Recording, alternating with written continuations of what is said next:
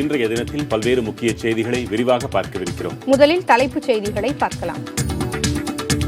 மகள் ஃபாத்திமாவின் உயிரிழப்பிற்கு பேராசிரியரே காரணம் என தந்தை அப்துல் லத்தீப் குற்றச்சாட்டு. தமிழக முதலமைச்சர் எடப்பாடி பழனிசாமி, எதிர்க்கட்சித் தலைவர் மு க ஸ்டாலின் ஆகியோரை நேரில் சந்தித்து முறையீடு.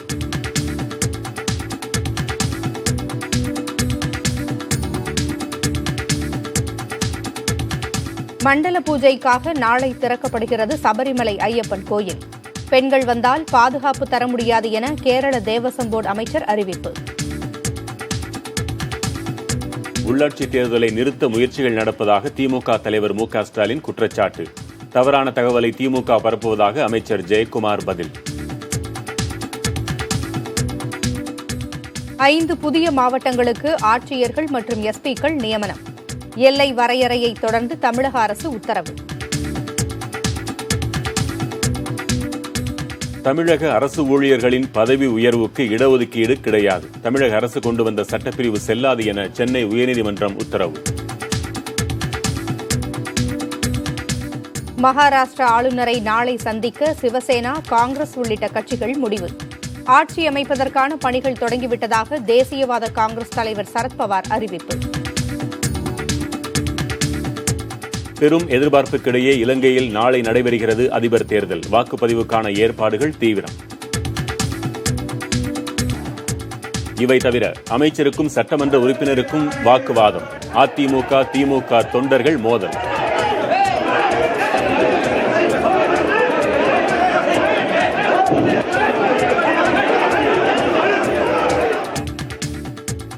மற்றும் காற்றை காசு கொடுத்து வாங்கும் டெல்லி மக்கள்.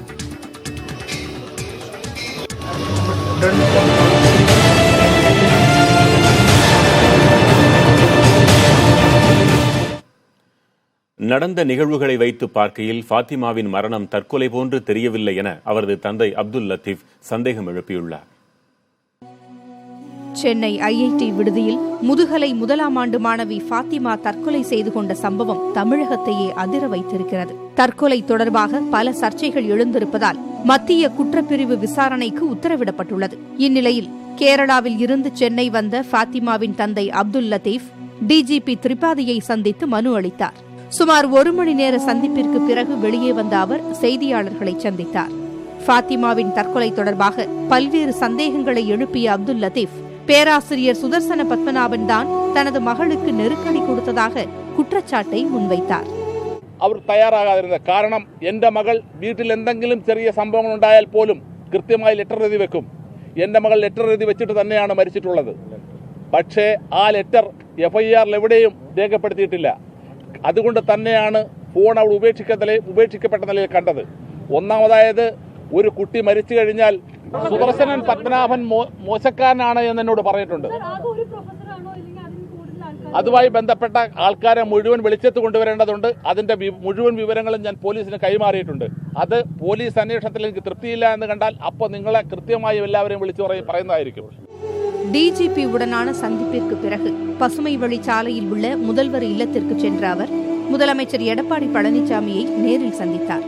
பின்னர் செய்தியாளர்களை சந்தித்த அப்துல் லத்தீப், குற்றவாளிகள் நிச்சயம் தண்டிக்கப்படுவார்கள் என முதலமைச்சர் உறுதியளித்திருப்பதாக தெரிவித்தார். കുറ്റവാളിയെ ഉടൻ തന്നെ അറസ്റ്റ് ചെയ്യുമെന്ന് ബഹുമാനപ്പെട്ട തമിഴ്നാടിന്റെ മുഖ്യമന്ത്രി എനിക്ക് ഉറപ്പ് തന്നിട്ടുണ്ട്. ഇപ്പോൾ എല്ലാ വിവരങ്ങളും കൃത്യമായി നോക്കുകയും എല്ലാ വിവരങ്ങളും കേൾക്കുകയും ചെയ്തതിനു ശേഷം ഒരു കുറ്റവാളി പോലും രക്ഷപ്പെടില്ല. ഇതുപോലെ ഇന്ത്യയുടെ ഏറ്റവും നല്ലൊരു കുട്ടിയെ നഷ്ടപ്പെടുത്തിയതിന് തമിഴ്നാട് കൃത്യമായും സമാധാനം ചോദിക്കുക തന്നെ ചെയ്യും എന്ന് പറഞ്ഞിട്ടുണ്ട്.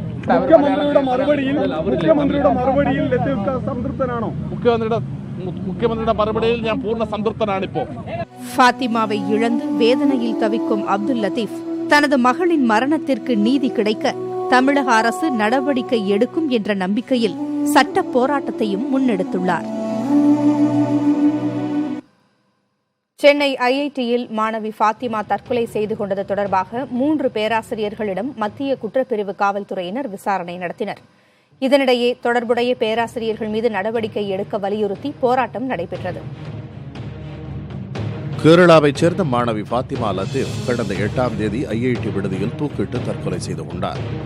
இன்டர்னல் மார்க் குறைவாக எடுத்ததால் ஃபாத்திமா தற்கொலை செய்து கொண்டதாக ஐஐடி தரப்பில் தெரிவிக்கப்பட்டது.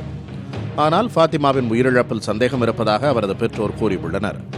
தனது தற்கொலைக்கு 3 பேராசிரியர்களே காரணம் என செல்போனில் ஃபாத்திமா பதிவு செய்து வைத்திருந்த குறிப்பு வெளியான நிலையில் ஃபாத்திமா தற்கொலை வழக்கு கோட்டூர்புரம் காவல்துறையினரிடமிருந்து மத்திய குற்றப்பிரிவுக்கு மாற்றப்பட்டது. கூடுதல் துணை ஆணையர் மெகலினா விசாரணை அதிகாரியாக நியமிக்கப்பட்டார். இந்த நிலையில் ஃபாத்திமா தற்கொலை தொடர்பாக ஐஐடி பேராசிரியர்கள் 3 பேரிடம் மத்திய குற்றப்பிரிவு காவல்துறையினர் விசாரணை நடத்தினர். ஐஐடியில் ஃபாத்திமாவின் செயல்பாடு, தேர்வுகளில் அவர் பெற்ற மதிப்பெண்கள் ஆகியவை குறித்து பேராசிரியர்களிடம் கேட்கப்பட்டதாக தெரிகிறது. ஃபாத்திமாவின் நண்பர்களிடமும் விசாரணை நடத்திய காவல்துறையினர் சிசிடிவி காட்சிகளையும் சேகரித்துள்ளனர். இதனிடையே மாணவி ஃபாத்திமா தற்கொலைக்கு காரணமான பேராசிரியர்கள் மீது நடவடிக்கை எடுக்க கோரி திமுக மாணவர் அணியினர் போராட்டம் நடத்தினர். சென்னை ஐஐடி நுழைவு வாயில் முன்பு நடைபெற்ற இந்த போராட்டத்தின் போது ஐஐடி நிர்வாகத்தை கண்டித்து முழக்கங்கள் எழுப்பப்பட்டன. இதுபோன்ற சம்பவம் இனி வருங்காலம் நடைபெறக்கூடாது என்பது திராவிட முன்னேற்ற கழகத்தின் கழக தலைவரின் எண்ணம். அதை கருத்தில் கொண்டுதான் இதுபோன்ற தற்கொலைகள் நடைபெறக்கூடாது என்பதனை இந்த ஆர்ப்பாட்டத்தின் மூலமாக மாணவர்களுக்கு இந்த திராவிட முன்னேற்ற கழக மாணவரணி சொல்லவிருக்கிறது. மாணவி ஃபாத்திமா தற்கொலைக்கு காரணமானவர்கள் மீது நடவடிக்கை எடுக்க கோரி அனைத்திந்திய மாணவர் பெருமன்றத்தினர் போராட்டத்தில் ஈடுபட்டனர். சென்னை ஐஐடியில் மாணவி ஃபாத்திமா தற்கொலை செய்து கொண்டது தொடர்பான விசாரணைக்கு உரிய ஒத்துழைப்பு வழங்கப்படும் என ஐஐடி நிர்வாகம் உறுதியளித்துள்ளது. மாணவி ஃபாத்திமாவின் தற்கொலை அதிர்வலைகளை ஏற்படுத்தியுள்ள நிலையில் சம்பவம் குறித்து ஐஐடி நிர்வாகம் விளக்கமளித்துள்ளது. ஐஐடி நிர்வாகம் வெளியிட்டுள்ள அறிக்கையில், மாணவி ஃபாத்திமா லத்தீஃபின் எதிர்பாராத தற்கொலை விவகாரம் சக மாணவர்கள், பேராசிரியர்கள், பணியாளர்கள் என அனைவரையும் சோகத்தில் ஆழ்த்தியிருப்பதாக தெரிவித்துள்ளது. காவல்துறையின் விசாரணை முடிவு பெறாத நிலையில் ஐஐடி குறித்தும் பேராசிரியர்கள் மற்றும் மாணவர்கள் குறித்தும் சமூக வலைதளங்களில் பரப்பப்படும் தவறான தகவல்கள் அனைவரையும் கடுமையான மன உளைச்சலுக்கு ஆளாக்கியிருப்பதாகவும் ஐஐடி நிர்வாகம் குறிப்பிட்டுள்ளது. மாணவி ஃபாத்திமா லத்தீப் தற்கொலை விவகாரத்தில் காவல்துறையின் விசாரணைக்கு முழு ஒத்துழைப்பு வழங்கப்படும் என்றும் தெரிவித்துள்ள ஐஐடி நிர்வாகம், ஐஐடி குறித்தும் பேராசிரியர்கள் மற்றும் மாணவர்கள் குறித்தும் வதந்திகளை பரப்ப வேண்டாம் என வேண்டுகோள் விடுத்துள்ளது. சபரிமலை ஐயப்பன் கோயிலுக்கு செல்ல ஆன்லைனில் 36 பெண்கள் பதிவு செய்துள்ள நிலையில் அவர்களை கேரள அரசு அனுமதிக்குமா? இந்த விவகாரத்தில் கேரள அரசின் நிலைப்பாடு என்ன என்பதை விவரிக்கிறது இந்த தொகுப்பு. கேரளாவில் உள்ள பிரசித்தி பெற்ற ஐயப்பன் கோவில் கடந்த ஆண்டு முதல் ஊடகங்களில் அதிகமாக இடம்பெற்று வருகிறது. 10 முதல் 50 வயது வரையிலான பெண்களையும் கோவிலுக்குள் அனுமதிக்கலாம் என உச்சநீதிமன்றம் பிறப்பித்த தீர்ப்பே அதற்கு காரணம். காலமாக பின்பற்றப்பட்டு வரும் பாரம்பரியத்திற்கு எதிராக இந்த தீர்ப்பு அமைந்திருப்பதாக கூறி சபரிமலை செல்லும் பக்தர்களும் ஹிந்து அமைப்பினரும் போராட்டத்தில் குதித்தனர். சரண கோஷம் ஒலித்து வந்த மாமலையில் போராட்ட முழக்கங்கள் எழும்பின.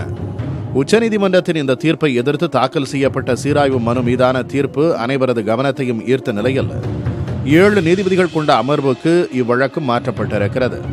அதே சமயம் பெண்களை அனுமதிக்க வேண்டும் என வழங்கப்பட்ட முந்தைய தீர்ப்புக்கு எந்த தடையும் விதிக்கப்படாததால் இந்த முறையும் சபரிமலையில் போராட்டங்கள் நடக்கலாம் என்ற சந்தேகம் எழுந்துள்ளது. கடந்த ஆண்டு நடந்த போராட்டத்தால் கோவிலுக்கு வரும் பக்தர்களின் எண்ணிக்கை குறைந்ததுடன் உண்டியல் வருவாயும் கணிசமாக குறைந்தது. தற்போது இந்த ஆண்டும் அத்தகைய சூழல் நிலவுவதால் அதை தவிர்ப்பதற்கான நடவடிக்கைகளில் இறங்கி இருக்கிறது கேரள அரசு. மண்டல மகர விளக்கு பூஜைகளுக்காக நாளை மாலை சபரிமலை கோவில் நடை திறக்கப்பட உள்ள நிலையில் ஐயப்பனை தரிசிப்பதற்காக இதுவரை 36 பெண்கள் ஆன்லைனில் பதிவு செய்துள்ளனர். அவர்களை அனுமதிக்கலாமா? அனுமதித்தால் கடந்த ஆண்டை போல பெரிய அளவில் பிரச்சனை ஏற்படுமா என்றெல்லாம் ஆழ்ந்து யோசித்து வரும் தேவசம் போர்டு அமைப்பினர் இந்த விவகாரத்தில் சுமூக தீர்வு காணும் வகையில் ஆலோசனை கூட்டம் நடத்தியுள்ளனர். அமைச்சர்களுடன் நடத்தப்பட்ட அந்த ஆலோசனையில் சபரிமலைக்கு வரும் பெண்களிடம் பிரச்சனைகளை எடுத்து கூறி சமாதானப்படுத்தி திருப்பி அனுப்ப வேண்டும் என முடிவு செய்யப்பட்டிருப்பதாக தகவல் வெளியாகியுள்ளது. இதனை உறுதி செய்யும் வகையில் திருவனந்தபுரத்தில் செய்தியாளர்களுக்கு பேட்டியளித்த தேவசம் போர்டு அமைச்சர் கடகம்பள்ளி சுரேந்திரன், சபரிமலைக்கு வரும் எந்த பெண்களுக்கும் மாநில அரசு பாதுகாப்பு வழங்காது என தெரிவித்துள்ளார். திருப்தி தேசாய் போன்றவர்கள் தங்களது ஆற்றலை நிரூபிக்கும் இடமாக சபரிமலையை பார்க்கக்கூடாது என தெரிவித்த அமைச்சர், பாதுகாப்பு பெற விரும்பினால் உச்சநீதிமன்றத்திடமிருந்து அதற்கான உத்தரவை அவர் பெற்று வர வேண்டும் என்றும் தெரிவித்துள்ளார். இதனால் சபரிமலை விவகாரத்தில் கடந்த ஆண்டை போல இம்முறை பதற்றமான சூழல் நிலவாது என எதிர்பார்க்கப்படுகிறது. அதே சமயம் வீணான பரபரப்புகளை தடுக்கும் வகையில் பம்பை முதல் சன்னிதானம் வரை பாதுகாப்பை பலப்படுத்த கேரள அரசு முடிவு செய்துள்ளது.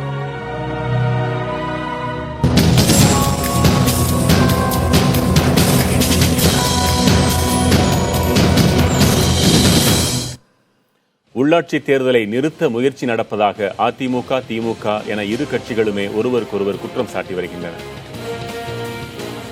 2016ஆம் ஆண்டில் நடத்தப்பட்டிருக்க வேண்டிய உள்ளாட்சி தேர்தல், வார்டு வரையறை, பழங்குடியினருக்கு முறையான இடஒதுக்கீடு வழங்க கோரிய வழக்கு உள்ளிட்ட பல்வேறு காரணங்களால் தடைபட்டது. சுமார் 3 ஆண்டுகள் கடந்துவிட்ட நிலையில் தற்போது உள்ளாட்சி தேர்தலை நடத்துவதற்கான நடவடிக்கைகளை மாநில தேர்தல் ஆணையம் மேற்கொண்டு வருகிறது. இந்நிலையில் மாநில தேர்தல் ஆணைய செயலாளர் பழனிசாமி பணி இடம் மாற்றம் செய்யப்பட்டிருப்பதற்கு திமுக தலைவர் மு க ஸ்டாலின் கண்டனம் தெரிவித்துள்ளார். உள்ளாட்சி தேர்தல் பணிகளை தீவிரமாக செய்து கொண்டிருந்தவரை மாற்றியது ஏன் எனவும் தனது ட்விட்டர் பக்கத்தில் பதிவிட்டு வினவியிருந்தார். மேலும் செய்தியாளர்களிடம் பேசிய ஸ்டாலின் திட்டமிட்டு தேர்தலை நிறுத்தும் நடவடிக்கைகளில் அதிமுக ஈடுபட்டுள்ளதாக குற்றம் சாட்டினார். இதற்கு பதிலளித்த அமைச்சர் ஜெயக்குமார் உள்ளாட்சி தேர்தல் நடக்கும் என உறுதிபட கூறினார். எங்களுடைய அமைப்பு செயலாளர் தேர்தல் கமிஷனர் போய் மாநில தேர்தல் ஆணையத்தை போய் சந்தித்து இதை எப்படி நடத்த போகிறீங்க, சிசிடிவி கேமரா வைக்க போகிறீங்களா, ஒதுக்கீடு முறையாக வச்சிருக்கீங்களா, உயர்நீதிமன்றம் வழங்கியிருக்கக்கூடிய அந்த டைரக்ஷன் எப்படி நடத்த போகிறீங்களா, மாவட்டங்கள் பிரிக்கப்பட்டிருக்க இதெல்லாம் சரி பண்ணி நடத்த போகிறீங்களா, எப்படி நடத்த போகிறீங்க அப்படி தான் கேட்டிருக்கோம் தவிர தேர்தலை நிறுத்துன்னு சொல்லி இப்போ எங்கேயும் ஒரு வார்த்தையோட கேட்கல. ஆனால் வேண்டும் என்றே திட்டமிட்டு தேர்தலை நிறுத்த வேண்டும் என்ற அடிப்படையில் தான் இன்றைக்கு இருக்கக்கூடிய அதிமுக ஆட்சி ஈடுபட்டு கொண்டிருக்கிறது என்பதுதான் எங்களுக்கு சந்தேகம். நாங்கள் அதை பற்றியெல்லாம் கவலைப்படலை. எந்த நேரத்தில் தேர்தல் வந்தாலும் அதை சந்திப்பதற்கு திமுக தயாராகும். மக்கள் செல்வாக்கு இவங்களுக்கு இல்லை, இல்லாத ஒரு அடிப்படையில் தான் சாக்கு போக்கு இந்த மாதிரி சொல்கிறது. யார் எப்படி இருந்தாலும் சரி, மக்கள் ஆதரவு எங்களுக்கு இருக்குது. மக்கள் ஆதரவு இல்லைன்றதுனால தான் எல்லா விதமான அளவுக்கு எப்படியாவது தேர்தல் நிறுத்துறதுக்கு ஏதாவது ஒரு வழியில் நம்ம சொல்லிகிட்டே இருப்போம்னு சொல்லிகிட்டே இருக்கான். ஸோ எப்படி தான் அவர் சொன்னாலும் சரி இல்லையா, எங்களை பொறுத்தவரையில் தெளிவாக இருக்கும். அரசை பொறுத்தவரையில் உச்சநீதிமன்றத்தில் அரசு அபிடேவிட் கொடுத்தபடி தேர்தல் நடக்க வேண்டும் என்பது. எனவே அந்த அடிப்படையில் நடக்கும். தேர்தலை நிறுத்த முயற்சிப்பதாக இரு கட்சியினரும் பரஸ்பரம் குற்றம் சாட்டி வரும் நிலையில் அடுத்த மாத இறுதியில் தேர்தல் நடத்த மாநில தேர்தல் ஆணையம் நடவடிக்கை எடுத்து வருவதாக தகவல்கள் வெளியாகியுள்ளன. இதனையொட்டி அதிமுக, திமுக மற்றும் அதன் கூட்டணி கட்சிகள் உள்ளாட்சி தேர்தலுக்கான ஆயத்த பணிகளில் தீவிரமாக ஈடுபட்டுள்ளன. தமிழகத்தில் புதிதாக உருவாக்கப்பட்ட 5 மாவட்டங்களுக்கு ஆட்சியர்கள் மற்றும் காவல் அதிகாரிகள் நியமிக்கப்பட்டுள்ளனர்.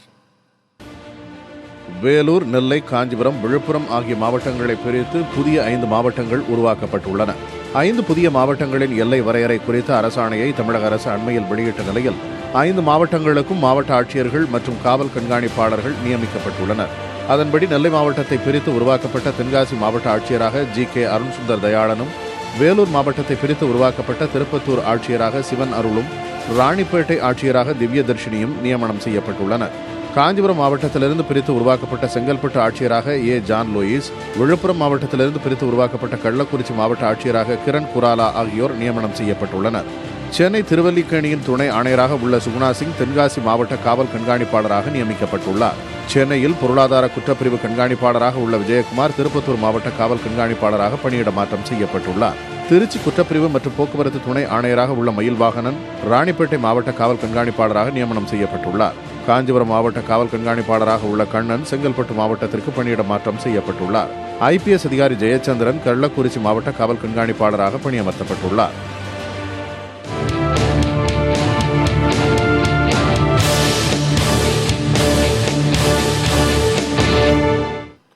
மகாராஷ்டிராவில் சிவசேனா, தேசியவாத காங்கிரஸ் மற்றும் காங்கிரஸ் ஆகிய கட்சிகளின் தலைவர்கள் அம்மாநில ஆளுநர் பகத்சிங் கோஷ்யாரியை நாளை பிற்பகலில் சந்திக்க உள்ளனர்.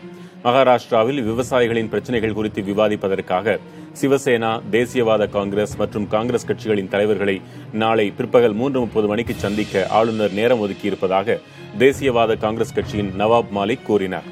இதற்கிடையில் செய்தியாளர்களை சந்தித்த தேசியவாத காங்கிரஸ் கட்சியின் தலைவர் சரத் பவார் 3 கட்சிகளும் சேர்ந்து நிலையான அரசை அமைக்க விரும்புவதாக குறிப்பிட்டார்.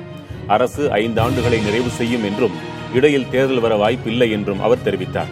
இதற்கிடையில் மகாராஷ்டிர முன்னாள் முதலமைச்சர் தேவேந்திர பட்னாவிஸ் ஆளுநர் பகத்சிங் கோஷ்யாரியை சந்தித்து பேசினார். விவசாயிகளுக்கு கூடுதல் நிதி ஒதுக்கும்படி வலியுறுத்தியதாக அவர் தெரிவித்தார்.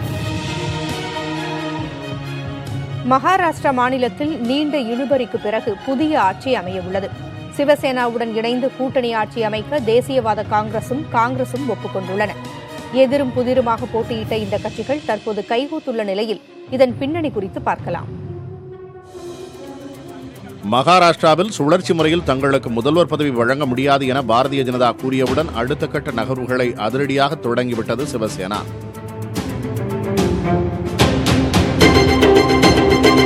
தேசியவாத காங்கிரஸ் கட்சிகளுடன் சிவசேனா தலைவர்கள் பேச்சுவார்த்தையை தொடங்கிய நிலையில் அதில் முதல்வர் பதவி யாருக்கு என்ற அம்சத்தில் உடன்பாடு எட்டப்படாததால் தேக்க நிலை ஏற்பட்டது. குடியரசுத் தலைவர் ஆட்சி அமல்படுத்தப்பட்ட பின்னர் இம்மூன்று கட்சிகளும் தொடர்ந்து பேச்சுவார்த்தை நடத்தி அரியணையை நோக்கி நகர்ந்துள்ளன. வியாழனன்று மூன்று கட்சிகளின் இரண்டாம் கட்ட தலைவர்கள் பங்கேற்ற பேச்சுவார்த்தை முடிவில் யார் யாருக்கு எவ்வளவு அமைச்சர் பதவிகள் என்பது குறித்து முடிவாகி உள்ளதாக தெரிகிறது. சிவசேனாவுக்கு 16, தேசியவாத காங்கிரசுக்கு 14, காங்கிரசுக்கு 12 அமைச்சர் பதவிகளை ஒதுக்க இப்பேச்சுவார்த்தையில் முடிவாகி உள்ளதாக தெரிகிறது. சட்டப்பேரவை சபாநாயகர் பதவி காங்கிரசுக்கும் துணை சபாநாயகர் பதவி சிவசேனாவுக்கும் செல்லும் என தெரிகிறது. இதேபோல சட்ட மேலவை சபாநாயகர் பதவி தேசியவாத காங்கிரசுக்கும் துணை சபாநாயகர் பதவி சிவசேனாவுக்கும் கிடைக்கும் என தெரிகிறது. மேலும் 40 அம்சங்கள் கொண்ட குறைந்தபட்ச வரைவு செயல் திட்டமும் உருவாக்கப்பட்டுள்ளதாக தகவல் வெளியாகியுள்ளது. விவசாயிகள் பிரச்சினைகளுக்கு தீர்வு, சிறுபான்மையினர் நலன், வேலைவாய்ப்பு உருவாக்கம் என பல்வேறு அம்சங்கள் குறைந்தபட்ச வரைவு செயல் திட்டத்தில் இடம்பெற்றுள்ளதாக கூறப்படுகிறது. அதே நேரம் மிக முக்கியமான முதல்வர் மற்றும் துணை முதல்வர் பதவி யாருக்கு, இதில் சுழற்சி முறை இருக்குமா என்ற அதிமுக்கிய கேள்விகளுக்கு இன்னும் பதில் கிடைக்கவில்லை. முதல்வர் துணை முதல்வர் பதவிகள், குறைந்தபட்ச வரைவு செயல் திட்டம் உள்ளிட்டவை குறித்து காங்கிரஸ் தலைவர் சோனியா காந்தி, தேசியவாத காங்கிரஸ் தலைவர் சரத்பவார், சிவசேனா தலைவர் உத்தவ் தாக்கரே ஆகியோர் தங்களுக்குள் நேரில் கலந்து பேசி வரும் 19ஆம் தேதி இறுதி முடிவை அறிவிக்க உள்ளார்கள் என தகவல்கள் வெளியாகியுள்ளன. அரசு பணிகளில் பதவி உயர்வுக்கும் பணி மூப்புக்கும் இடஒதுக்கீடு வழங்க வகை செய்யும் தமிழக அரசின் சட்ட விதிகளை ரத்து செய்து சென்னை உயர்நீதிமன்றம் அதிரடியாக உத்தரவிட்டுள்ளது.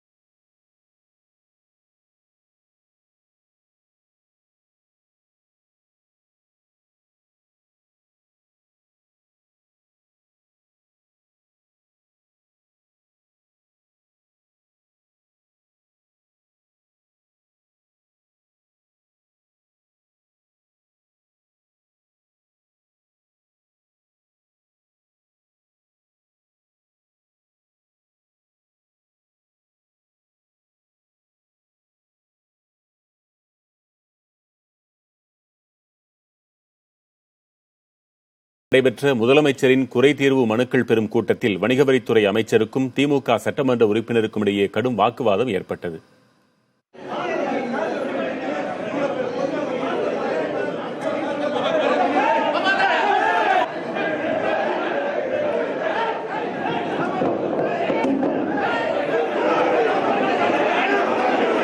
வேலூர் மாவட்டம் அணைக்கட்டு தொகுதியில் முதல்வரின் குறைதீர்வு மனுக்கள் பெறும் கூட்டம் மற்றும் நலத்திட்ட உதவிகள் வழங்கும் நிகழ்ச்சி நடைபெற்றது.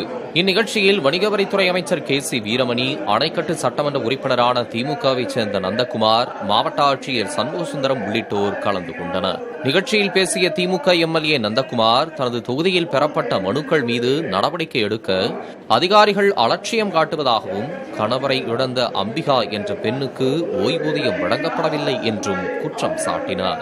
அப்போது அமைச்சர் KC வீரமணி குறுக்கிட்டு திமுக MLA விளம்பரத்திற்காக பேசுகிறார் என்று கூறியதை அடுத்து இருவருக்கும் இடையே கடுமையான வாக்குவாதம் ஏற்பட்டது. அப்போது அதிமுகவைச் சேர்ந்த முருகேசன் என்பவர் மைக்கை கீழே தள்ளினார். இதனால் திமுக தொண்டர்களுக்கும் அதிமுக தொண்டர்களுக்கும் இடையே கைகலப்பும் தள்ளுமுள்ளும் ஏற்பட்டது.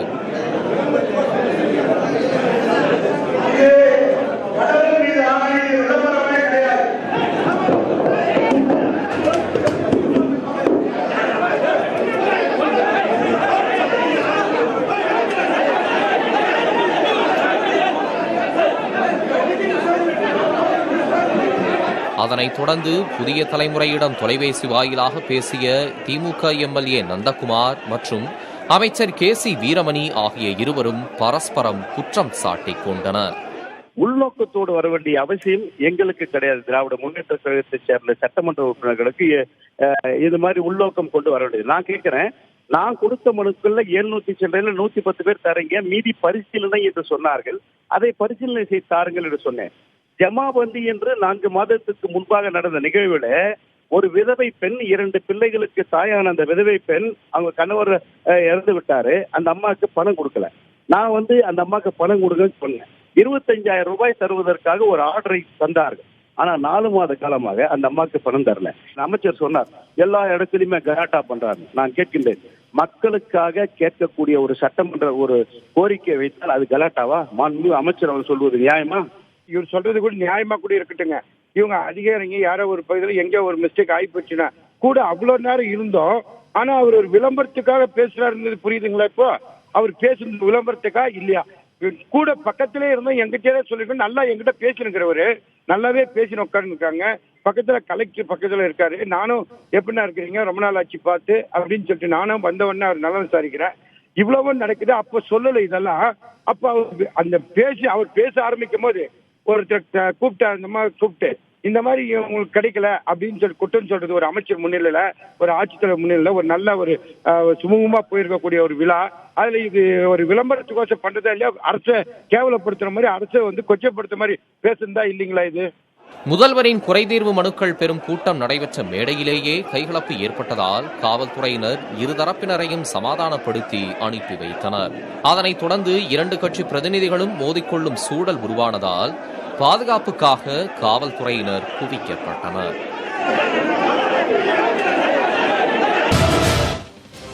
இலங்கையில் அதிபர் தேர்தலுக்கான வாக்குப்பதிவு நாளை காலை தொடங்கவிருக்கும் நிலையில் அங்குள்ள தற்போதைய கள நிலவரம் குறித்து நம் செய்தியாளர் ஸ்டாலின் வழங்கிய தகவல்களை பார்க்கலாம். இலங்கை அதிபர் தேர்தலுக்கான வாக்குப்பதிவு நாளை நடைபெறுகிறது. காலை 7 மணிக்கு வாக்குப்பதிவு தொடங்குகிறது. காலை 7 மணி முதல் மாலை 5 மணி வரை வாக்குப்பதிவு நேரமாக இலங்கை தேர்தல் ஆணையம் அறிவித்துள்ளது. இந்த தேர்தலை பொறுத்தவரை மொத்தம் 35 வேட்பாளர்கள் களத்தில் உள்ளார்கள். 1,59,00,000 வாக்காளர்கள் இந்த தேர்தலில் வாக்களிப்பதற்கு தகுதி பெற்றுள்ளதாக அறிவிக்கப்பட்டுள்ளார்கள். மொத்தம் 24,000க்கும் மேற்பட்ட வாக்குச்சாவடி மையங்கள் அமைக்கப்பட்டுள்ளன. நான் தற்போது ஒரு வாக்குச்சாவடி மையத்தில் இருக்கிறேன். இலங்கையை பொறுத்தவரை வாக்காளர்கள் தங்களுடைய வாக்குப்பதிவு மையத்திற்குள் வரும்பொழுது அவர்கள் விரும்பிய வேட்பாளர்கள் எந்த வரிசையில் இருக்கிறார் என்பதை தெரிந்து கொள்வதற்கு இது போன்ற அறிவிப்புகள் ஒட்டப்பட்டுள்ளன. இது போன்ற விஷயங்களை நேரடியாக அவர்கள் பார்த்த பின்பு தங்களுடைய வாக்குகளை பதிவு செய்யலாம். அது மட்டுமல்லாமல் வாக்குப்பதிவை பொறுத்தவரை இந்தியாவில் இருப்பது போன்று இது போன்ற ஏற்பாடுகளே செய்யப்பட்டாலும் பல்வேறு வித்தியாசங்கள் இங்கு காணப்படுகின்றன. வாக்குப்பதிவை பொறுத்தவரை நாம் இந்தியாவில் வாக்குப்பதிவு இயந்திரத்தில் தங்களுடைய வாக்குகளை பதிவு செய்வோம். ஆனால் இங்கே பொறுத்தவரை வாக்குச்சீட்டு முறை என்பது பின்பற்றப்படுகிறது. ஒருபுறம் தேர்தல் நடத்தும் அலுவலர்கள் அமர்ந்திருக்கிறார்கள், மறுபுறம் தேர்தல் முகவர்கள் இருக்கிறார்கள். இருவருமே அந்த வாக்காளர்களுடைய விவரங்களை ஒப்பிட்டு பார்த்த பின்பு அதன் பிறகே அந்த வாக்குப்பதிவுக்கான அந்த வாக்காளர்கள் அனுமதிக்கப்படுகிறார்கள். சற்று நேரத்துக்கு முன்பாகத்தான் மாதிரி வாக்குப்பதிவு என்பது நடைபெற்றது. இந்தியாவை பொறுத்தவரை வாக்குப்பதிவு தொடங்குவதற்கு 1 மணி நேரத்துக்கு முன்பாகத்தான் அந்த மாதிரி வாக்குப்பதிவு நடைபெறும். ஆனால் ஒரு நாளுக்கு முன்பாகவே இலங்கையில் இந்த மாதிரி வாக்குப்பதிவை நடத்தி முடித்திருக்கிறார்கள். குறிப்பாக இலங்கையை பொறுத்தவரை பார்த்தோம் என்றால் இந்த அதிபர் தேர்தலுக்கான பாதுகாப்பு ஏற்பாடுகள் என்பது பலமாக செய்யப்பட்டுள்ளன. சுமார் 60,000க்கும் மேற்பட்ட காவல்துறையினர், 8,000க்கும் மேற்பட்ட சிவில் பாதுகாப்பு படையினர் மற்றும் சிறப்பு அதிரடி படையினரும் இந்த தேர்தல் பாதுகாப்பு பணியில் ஈடுபடுவதாக தேர்தல் ஆணையம் தரப்பில் தெரிவிக்கப்பட்டுள்ளது. அனைத்து பணிகளும் முடித்துவிட்டாலும் காலை 7 மணிக்கு சரியாக வாக்குப்பதிவு தொடங்கும் என்றும் எந்தவிதமான பிரச்சனையும் இல்லாமல் அமைதியாக இந்த தேர்தல் நடத்தி முடிக்கப்படும் என்றும் இலங்கை தேர்தல் ஆணையம் தெரிவித்துள்ளது. புதிய தலைமுறைக்காக ஒளிப்பதிவாளர் மதனுடன் இலங்கையிலிருந்து ஸ்டாலின். இலங்கையில் நாளை அதிபர் தேர்தல் நடைபெறவுள்ள நிலையில் அங்குள்ள தமிழர்களின் நிலைப்பாடு என்ன என்பது குறித்து விளக்குகிறார் செய்தியாளர் சிபிநந்தன். இலங்கை அதிபர் தேர்தல் இறுதி கட்டத்தை நெருங்கிட்டு இருக்கு. இந்த அதிபர் தேர்தலில் தமிழர்களுடைய வாக்குகள் செல்வாக்க செலுத்துமா அப்படிங்கிறத கடந்த கால தேர்தல் முடிவுகள்லேருந்து நம்ம தெரிந்து கொள்ள முடியும். அதற்கு 2005ஆம் ஆண்டு நடைபெற்ற தேர்தல் முடிவுகளை நம்ம பார்க்கலாம். 2005ஆம் ஆண்டு 13 வேட்பாளர்கள் களத்தில் இருக்காங்க. ஆனால் ராஜபக்ச ரணிலுக்கு இடையில் தான் போட்டிங்கிறது தீவிரமா இருக்கு. ராஜபக்ச அந்த தேர்தலில் வெற்றி அடைகிறார். ரணிலோட தோல்விக்கு அந்த காலகட்டத்தில் என்னவா சொல்லப்பட்டது அப்படின்னா, ரணில் பொறுத்த வரைக்கும் தமிழர் பகுதிகளில் அதிக வாக்குகளை பெறுகிறார். தமிழர்கள் அதிகம் வசிக்கக்கூடிய வடக்கு மாகாணத்தை எடுத்துவோமே, வடக்கு மாகாணத்தில் வன்னி, யாழ்ப்பாணம் இந்த 2 தேர்தல் மாவட்டங்களையும் ரணில் வாக்குகளை பெற்று வெற்றியடைகிறார். ஆனால் அந்த தேர்தலில் மிக மிக குறைவான வாக்குகள் தான் பதிவு செய்யப்பட்டது. இதே சூழல் தான் கிழக்கு மாகாணத்திலையும் ரணில் தான் வெற்றியடைகிறார். ஆனால் அந்த மாகாணத்தில் தமிழர்கள் மிக மிக குறைவான அளவுக்கு தான் தங்களுடைய வாக்குகளை பதிவு செஞ்சிருந்தாங்க. நிறைய தமிழர்கள் தேர்தல் புறக்கணிப்பில் ஈடுபட்டதால் அந்த தேர்தலில் 2005ஆம் ஆண்டு தேர்தலில் ராஜபக்ஷ வெற்றி அடைகிறார், ரணில் தோல்வி அடைகிறார். இது ஒரு முக்கிய காரணமா அந்த காலகட்டத்தில் பல அரசியல் பார்வையாளர்களால் சொல்லப்பட்டது. அதன் பிறகு 2010ஆம் ஆண்டு நடைபெற்ற தேர்தலை எடுத்து பார்ப்போம். 2010 பொறுத்த வரைக்கும் 13 வேட்பாளர்கள் களத்தில் இருந்தாலும் தீவிரமான போட்டி என்பது ராஜபக்ஷ, சரத் பொன்சேகாக்கு இடையில தான் இருக்கு. இந்த தேர்தல்ங்கிறது போருக்கு பிறகு நடக்கக்கூடிய தேர்தல் அப்படிங்கிறதால ராஜபக்ஷ 50 விழுக்காட்டிற்கு மேலான வாக்குகளை பெற்று அந்த தேர்தலில் வெற்றி அடைகிறார்.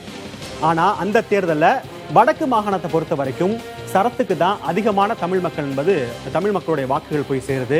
அதே போல கிழக்கு மாகாணத்தை எடுத்துப்போமே, கிழக்கு மாகாணத்தில் இருக்கக்கூடிய அந்த 3 தேர்தல் மாவட்டங்கள், திருகோணமலை, மட்டக்களப்பு, அம்பாறை, இந்த 3 தேர்தல் மாவட்டங்கள்லையும் சரத் அதிகமான வாக்குகளை பெறுகிறார். கிட்டத்தட்ட 3,86,000 வாக்குகளை பெறுகிறார். ஆனால் 2009 போரில் என்னால் தான் வெற்றி பெற்றார்கள் அப்படிங்கிற ஒரு கருத்தை ராஜபக்ஷ முன்வைத்ததால், அந்த போர் வெற்றிக்கு அவர்தான் காரணம்னு சொல்லப்பட்டதால் அந்த தேர்தலில் எளிதாக அவர் வெற்றி அடைந்தார் அப்படிங்கிற ஒரு அரசியல் பார்வையும் சொல்லப்பட்டது. அதன் பிறகு 2015 காலகட்டங்களில் நடந்த தேர்தல் முடிவு எடுத்து பார்க்கும் பொழுது அப்போது அதிபராக இருந்த ராஜபக்ஷ மீண்டும் போட்டியிடுகிறார். பொது வேட்பாளராக மைத்ரிபால சிறிசேனா களமிறங்கப்படுகிறார். இந்த தேர்தலில் சிறிசேனா வெற்றி அடைகிறார். இருவருக்குமே சிங்கள மக்களுடைய ஆதரவு என்பது சரிசமமாக தான் இருக்கு. பிறகு எப்படி சிறிசேனா அந்த தேர்தலில் வெற்றி அடைகிறார் அப்படின்னா, அதற்கு தமிழர்களுடைய வாக்கு மிக மிக முக்கியமான ஒன்றாக அமைகிறது. நம்ம வடக்கு மாகாணத்தில் எடுத்து பார்க்கலாம். கிட்டத்தட்ட சிறிசேனா ராஜபக்சவோட 50 விழுக்காட்டிற்கு மேலாக ஒவ்வொரு தேர்தல் மாவட்டத்திலையும் வாக்குகளை பெறுகிறார். வடக்கு மாகாணத்தில் தமிழர்களுடைய ஆதரவு என்பது சிறிசேனாவை நோக்கி தான் இருந்தது. அதே போல கிழக்கு மாகாணத்திலையும் தமிழர்களுடைய ஆதரவு என்பது சிறிசேனாவை நோக்கி தான் இருந்தது. ராஜபக்ஷ ரொம்ப சொற்பமான சதவீத வாக்குகளை தான் கிழக்கு மாகாணத்தில் பெறுகிறார். ஆக 2019 தேர்தலில் சிங்களம் மக்களுடைய ஆதரவு என்பது இரு வேட்பாளர்களுக்கும் சரிசமமாக இருந்தாலும் தமிழருடைய ஆதரவு என்பது சிறிசேனாவுக்கு இருக்கிறது. ராஜபக்சாவுக்கு எதிராக அவர்கள் வாக்களித்தார்கள் என்ற ஒரு பார்வையும் அந்த காலத்தில் முன்வைக்கப்பட்டது. அது மட்டும் இல்லாமல் சிறிசேனாவுடைய அரசு மீது மக்களுக்கு ஒரு நம்பிக்கை, அவர் வர வேண்டும் அப்படிங்கிற ஒரு பார்வையும் வைத்தார்கள். ராஜபக்சவுடைய அரசு ஊழல் அரசு அப்படிங்கிற ஒரு கண்ணோட்டமும் அந்த காலகட்டத்தில் முன்வைக்கப்பட்டது. இதெல்லாமே அந்த தேர்தல் காலகட்டத்தில் சிறிசேனாவோட வெற்றிக்கு ஒரு காரணமாக சொல்லப்பட்டது. இதே சூழல் இந்த தேர்தலில் 2019 தேர்தல் எதிரொலிக்க போதா அப்படிங்கிறத நம்ம பொறுத்து இருந்து தான் பார்க்கணும். தமிழருடைய ஆதரவு யாருக்கு கிடைக்க போகிறது, அவங்க செல்வாக்க செலுத்த போகிறார்களா, கடந்த கால தேர்தல் முடிவுகள் தான் இந்த தேர்தலையும் தொடரப்போதா அப்படிங்கிறத நம்ம பொறுத்து இருந்து பார்க்கலாம். இலங்கையில் போர் முடிவுக்கு வந்து 10 ஆண்டுகள் ஆன நிலையில் அங்குள்ள தமிழர்களின் வாழ்க்கை நிலை இன்னும் அதள பாதாளத்திலேயே உள்ளது. கண்டி மாகாணத்தில் மாத்தளையில் உள்ள தமிழர்களின் வாழ்க்கை நிலையை படம் பிடித்திருக்கிறது புதிய தலைமுறை.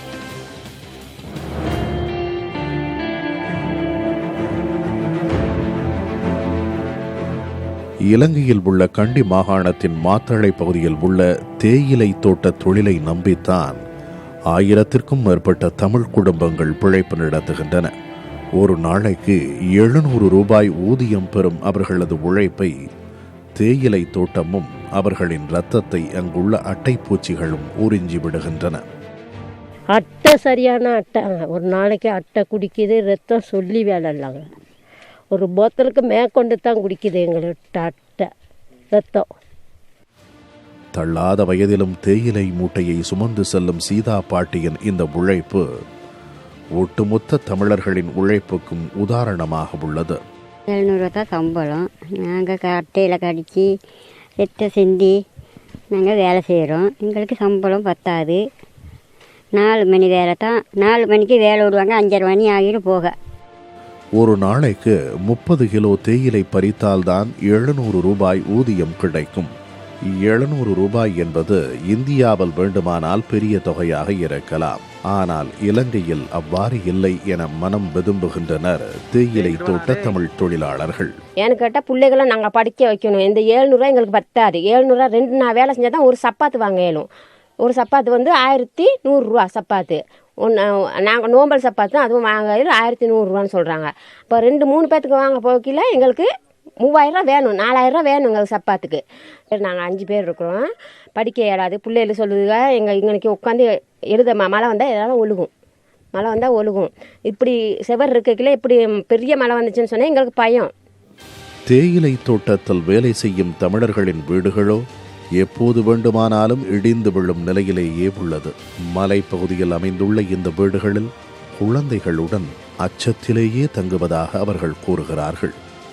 எங்களுக்கு ஒரு குழந்தைய அடுத்து படுக்க போட்டாக்க தள்ளிப்படுன்னு சொல்லக்கூட இடம் இல்லாமல் நாங்கள் வாழ்கிறோம். அப்படி வீட்டு ஒரு மண் குடிசை. ஒரு சில வீடுகளை தவிர பெரும்பாலான தமிழர்களின் வீடுகளில் எண்ணெய் விளக்குகளே அதிகம் ஒளிர்கின்றன. சமையலுக்கு விறகு அடுப்புதான் இன்னும் பயன்பாட்டில் இருக்கிறது. சாலை, குடிநீர், மின்சாரம் என அடிப்படை வசதிகள் தமிழர்கள் வாழும் மாத்தளையில் மிக குறைவு என்பதுதான் உண்மை. இனி சில செய்திகளை சுருக்கமாக பார்க்கலாம். குடிமராமத்து திட்டத்தை மக்கள் இயக்கமாக உருவாக்கி நிறைவேற்றி வருவதாக முதலமைச்சர் எடப்பாடி பழனிசாமி தெரிவித்துள்ளார். தமிழ்நாடு முழுவதும் பொதுப்பணித்துறையினரால் மேற்கொள்ளப்பட்டு வரும் பணிகள் குறித்து தலைமைச் செயலகத்தில் முதலமைச்சர் எடப்பாடி பழனிசாமி தலைமையில் ஆய்வுக் கூட்டம் நடைபெற்றது. இதில் பொதுப்பணித்துறை முதன்மை செயலாளர் மணிவாசன், தலைமைச் செயலாளர் சண்முகம், நீர்வள பாதுகாப்பு நதிநீர் சீரமைப்பு தலைவர் சத்யகோபால் ஆகியோர் கலந்து கொண்டனர்.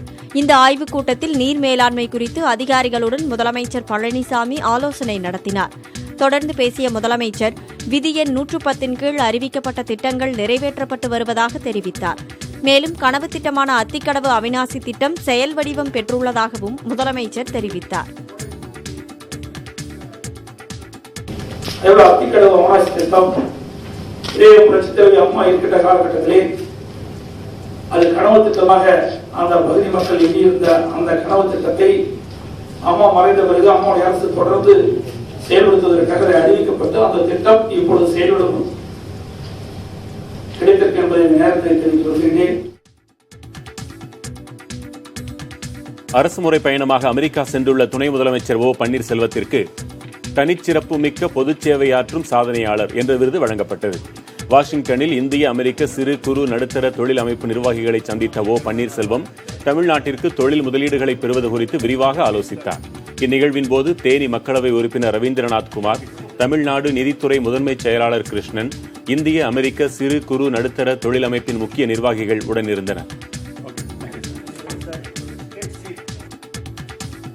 பெரம்பலூர் நாடாளுமன்ற உறுப்பினர் பாரிவேந்தர் திமுக தலைவர் மு க ஸ்டாலினை சென்னை அண்ணா அறிவாலயத்தில் சந்தித்து பேசினார்.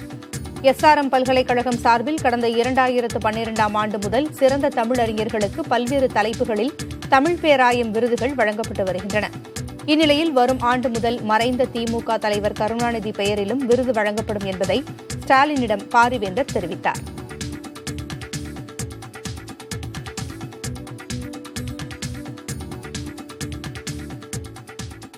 கலைஞருக்காக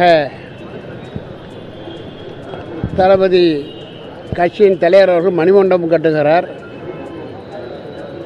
அதற்காக என்னுடைய பாராளுமன்ற உறுப்பினர் என்ற முறையில் என்னுடைய 1 மாத சம்பளத்தை கொடுப்பதற்காக நான் வந்திருக்கிறேன். கொடுத்துவிட்டு அவரை சந்தித்தேன். புதுச்சேரியில் மீன்பிடி படகில் ஏற்பட்ட ஓட்டையால் மீனவர்கள் கண்முன்னேயே படகு மூழ்கியது. வீராம்பட்டினத்தைச் சேர்ந்த 8 மீனவர்கள் சென்ற படகு கடலுக்கு சென்ற நிலையில் இரவில் காலாப்பேட்டையை ஒட்டிய சின்ன முதலியார் சாவடி என்ற இடத்தில் படகை நிறுத்திவிட்டு உறங்கினர். அதிகாலை 4 மணி அளவில் வலை வீச தயாரான போது படகின் எஞ்சின் பகுதியில் ஓட்டை ஏற்பட்டு தண்ணீர் மெல்ல உள்ளே வரத் தொடங்கியது. இதை கண்டு அதிர்ந்த அவர்கள் கடலோர காவல் படையின் உதவியை கோரிய போது மீட்பு படகு பழுதாகிவிட்டதாக அவர்கள் கூறினர். சக மீனவர்களை தொலைபேசி வாயிலாக உதவிக்கு அழைத்ததை அடுத்து அவர்கள் வந்து 8 மீனவர்களை மீட்டனர். அடுத்த சில நிமிடங்களில் விசைப்படகு முழுவதுமாக கடலில் மூழ்கியது. கண்முன்னே தங்கள் படகு கவிழ்ந்த காட்சி மீனவர்களை துயரத்தில் ஆழ்த்தியது.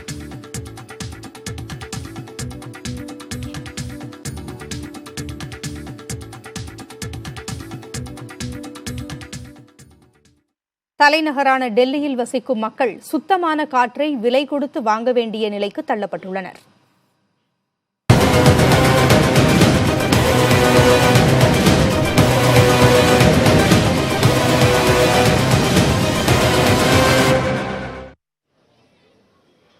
இவர்கள் நுகர்ந்து மகிழ்வது வாசனை திரவியம் அல்ல, உயிர் வாழ ஆதாரமான ஆக்சிஜனைத்தான் பணம் கொடுத்து சுவாசித்துச் செல்கின்றனர். டெல்லியில் காற்று மாசின் அளவு அபாய நிலையில் இருக்கும் சூழல் அங்கு சுத்தமான ஆக்சிஜன் வழங்கும் மையம் திறக்கப்பட்டிருக்கிறது.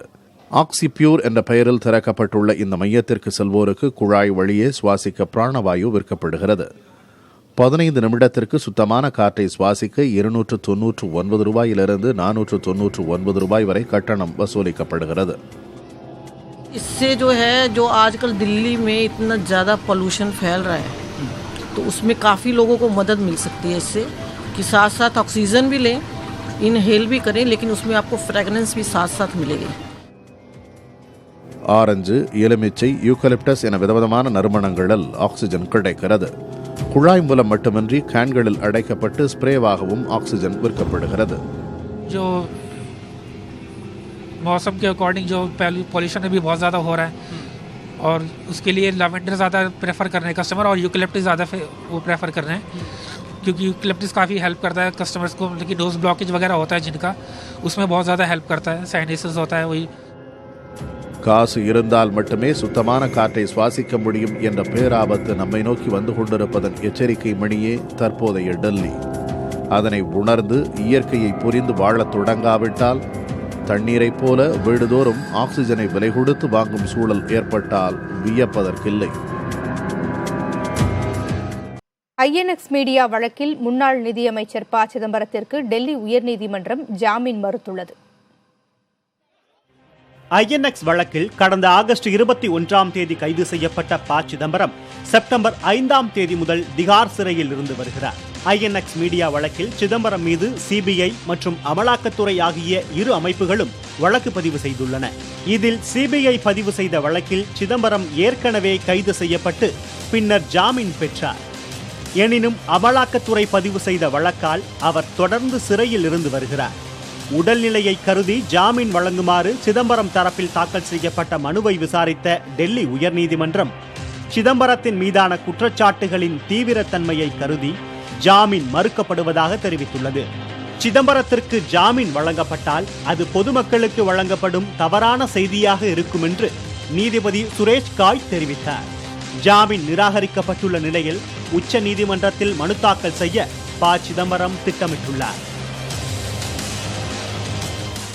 ஒவ்வொரு பாடவேளை முடிந்த பின்னும் மாணவர்கள் தண்ணீர் குடிப்பதற்கென 10 நிமிடங்கள் வழங்கப்படும் என்ற பள்ளிக்கல்வித்துறை அமைச்சரின் அறிவிப்பு பெற்றோர்கள், மருத்துவர்கள், கல்வியாளர்கள் என அனைத்து தரப்பினர் மத்தியிலும் மிகுந்த வரவேற்பை பெற்றுள்ளது. படுக்கையிலிருந்து எழுந்தது முதல் மீண்டும் படுக்கைக்கு செல்லும் வரை குழந்தைகள் 8 முறையாவது சிறுநீர் கழிக்க வேண்டும் என்றும் 10 வயதை தாண்டியோர் ஒரு நாளைக்கு 2.5 லிட்டர் சிறுநீர் கழிப்பது கட்டாயம் என்றும் கூறுகின்றனர் சிறுநீரகவியல் நிபுணர்கள். தண்ணீர் இல்லைன்னா குழந்தைங்களுக்கு தலைவலியில் இருந்து, கிட்னி சிறுநீரக ஸ்டோன்ஸில் இருந்து, சிறுநீர் போன எரிச்சலில் இருந்து, எப்பயுமே ஒரு சைக்காலஜிக்கல் இரிட்டேஷன் வரைக்கும் வரலாம். ஸோ இது ஒரு நல்ல விஷயம். இது அரசு சொன்ன விஷயத்தை மக்கள் சரியாக எடுத்துக்கொண்டு அவங்களோட பிள்ளைகளுக்கு மட்டும் இல்லாமல் கண்டிப்பாக பேரண்ட்ஸும் அதை ஃபாலோ பண்ணணும். தேவையான அளவு தண்ணீர் குடிக்காவிட்டாலும் சிறுநீர் கழிக்காவிட்டாலும் எழும் பிரச்சனைகள் பல என்கின்றனர் நிபுணர்கள். மருத்துவர்களின் பரிந்துரைகளை அடுத்து சென்னையில் குழந்தைகள் தின விழாவில் பங்கேற்ற பின் செய்தியாளர்கள் மத்தியில் பேசிய பள்ளிக்கல்வித்துறை அமைச்சர் செங்கோட்டையன் பள்ளிகளில் தண்ணீர் குடிப்பதற்கான இடைவேளை விடப்படும் என்று அறிவித்துள்ளார். இதனை கோபிச்செட்டிப்பாளையத்தில் புதிய தலைமுறைக்கு அளித்த பேட்டியில் அமைச்சர் உறுதிப்படுத்தியுள்ளார். இந்த மாணவர்களுக்காக ஒவ்வொரு வகுப்பறை முடிந்தவுடனேயே கிளாஸ் முடிந்தவுடன் உடனடியாக அந்த மாணவர்களுக்கு குடிநீர் வழங்குவதற்கு ஏற்பாடுகள் செய்யப்பட்டிருக்கிறது. இல்லை என்றாலும் ஒரு இல்லங்களிலிருந்து எடுத்து வரலாம். அந்த 10 நிமிடங்களில் மாணவர்கள் குடிநீரை அவர் வழங்குவதற்கும் குடிநீரை தேவையான அளவிற்கு மாணவர்கள் அதை அருந்துவதன் காரணமாக சுகாதாரம் இன்றைக்கு நல்ல முறையில் இருக்கும் என்பதை மருத்துவர் எடுத்துச் சொல்லி இருக்கிறார்கள். முதலமைச்சருடைய ஒப்புதலோடு அந்த பணிகளை நிறைவேற்றுவதற்கு ஆணை பிறப்பிக்கப்பட்டிருக்கிறது. அரசின் அறிவிப்பு நல்லதொரு முன்னெடுப்பு என வரவேற்கின்றனர் இல்லத்தரசிகள். பாப்பா வெளியே வந்தோன்னா வயிறு வலிக்குது, ரொம்ப வலிக்குது, அழுவா. அந்த நிமிஷம் பதட்டமாக இருக்கும். ஒரு டைம் என்னாச்சுன்னா நான் இங்கே பக்கத்தில் இருக்க ஸ்கூலுக்கு ஆட்டோ வச்சு வீட்டுக்கு கூப்பிட்டு வரேன், ரொம்ப வயிறு வலிக்குதே அப்படின்னு. சரி கொஞ்சம் தண்ணி கொடுத்து பார்க்கலாம், பாத்ரூம் போட்டோம், சரியாயிடுச்சு. தண்ணி குடிக்காதனால அவளுக்கு வயிறு வலி வந்திருக்கு. இந்த மாதிரி பிரச்சனைகள் வந்து சின்ன குழந்தைங்களுக்கு தெரியாது. அப்போ இது வந்து அந்த விதத்தில் பார்க்கும்போது நல்ல விஷயம், உண்மையாலுமே நல்ல விஷயம். அதே நேரத்தில் அரசு மற்றும் தனியார் பள்ளிகள் எதுவாகினும் முறையான கழிப்பறை வசதிகளை பள்ளிக் கல்வித்துறையும் தமிழக அரசும் உறுதி செய்தால் மட்டுமே இதுபோன்ற நல்ல முன்னெடுப்புகளின் நோக்கம் முழுமையடையும் என்கின்றனர் கல்வியாளர்கள். புதிய தலைமுறைக்காக செய்தியாளர்கள் சந்திரசேகர் மற்றும் சுகன்யா. கடன் கொடுக்க முன்வரும் நிதி நிறுவனங்களின் செயல்பாடுகளை மக்கள் ஆராய வேண்டும் என கேரள முதலமைச்சர் பினராயி விஜயன் அறிவுறுத்தியுள்ளார். இடுக்கி மாவட்டம் கட்டப்பனையில் நடந்த அகில இந்திய கூட்டுறவு வங்கிகளின் 66வது ஆண்டு விழாவில் கலந்து கொண்ட அவர், விவசாயிகள் மற்றும் பொதுமக்கள் வசதிக்காக கூட்டுறவு வங்கிகள் தாராளமாக கடனுதவி அளித்து வருவதாக தெரிவித்தார்.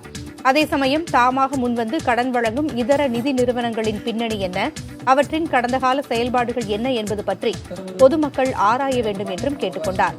இந்த நிகழ்ச்சியில் கேரள மின்வாரிய அமைச்சர் எம் மணி, இடுக்கி MP குரியகோஸ் உள்ளிட்டோர் கலந்து கொண்டனர். உயிரிழந்த மூதாட்டியின் உருவப்படத்தை வரைந்து கொடுத்து அவரது மகனுக்கு காவலர் ஒருவர் ஆறுதல் கூறிய நிகழ்ச்சிகரமான சம்பவம் சென்னையில் நிகழ்ந்துள்ளது. சென்னை மாநகரில் தனியாக வசித்து வரும் மூத்த குடிமக்களை கண்டறிந்து அவர்களை கண்காணித்து வரும் பணியை காவல்துறையின் ஒரு பிரிவினர் மேற்கொண்டு வருகின்றனர். அவ்வாறு சென்னை மேற்கு தாம்பரத்தில் வசித்து வந்த ஓய்வு பெற்ற பேராசிரியை கிரேஸ் செல்வராஜ் என்ற மூதாட்டியை கடந்த 6 ஆண்டுகளாக கண்காணித்து வந்துள்ளனர். தனது மகனுடன் தனியே வசித்து வந்த மூதாட்டி வயது மூப்பு காரணமாக கடந்த சில நாட்களுக்கு முன்பு உயிரிழந்தார். தகவல் அறிந்த காவல்துறையினர் தாயை கவனித்துக் கொள்வதற்காக மனம் முடிக்காமல் இருந்து வந்த அவரது மகனை சந்தித்து ஆறுதல் கூறினர். அப்போது நுண்ணறிவு பிரிவு தலைமை காவலர் மதுசூதனன் மூதாட்டி கிரேஸ் செல்வராஜின் உருவப்படத்தை தானே வரைந்து அவரது மகனிடம் கொடுத்து ஆறுதல் கூறினார். மீளா துயரில் இருந்த மூதாட்டியின் மகன் காவலரின் செயலால் நெகிழ்ந்தார். இன்றைய தினத்தை தொடர்வது நேர்பட பேசு. இணைந்திருங்கள் புதிய தலைமுறையுடன்.